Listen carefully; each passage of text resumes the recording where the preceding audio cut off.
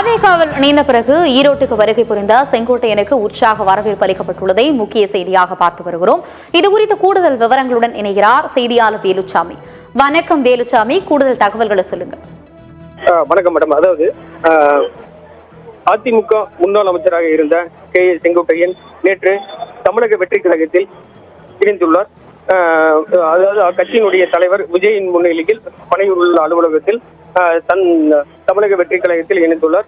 அவருக்கு அமைப்பு செயலாளர் பொறுப்பும் வழங்கப்பட்டுள்ளது.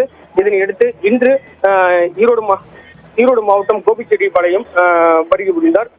கோவை விமான நிலையத்திலிருந்து அவினாசி வழியாக வந்த அவருக்கு கோபிச்செட்டிப்பாளையம் எல்லையான நம்பியூர் பேருந்து நிறுத்தத்தில் உற்சாக வரவேற்பு அளிக்கப்பட்டது.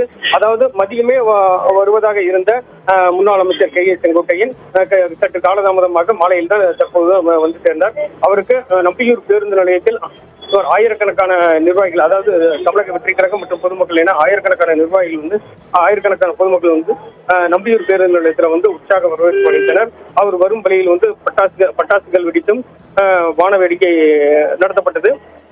தொடர்ந்து காரில் இருந்து இறங்கிய முன்னாள் அமைச்சர் செங்கோட்டையனுக்கு நிர்வாகிகள் மலர் தூவி வரவேற்றனர். அதைத் தொடர்ந்து நம்பியூர் பேருந்து நிலைய வளாகத்தில் இருந்து தொண்டர்களுடைய வழிநெடுகிலும் அனைவரையும் அவர்களுடைய வரவேற்பை ஏற்றுக்கொண்டு தற்போது சென்று கொண்டிருக்கிறார்.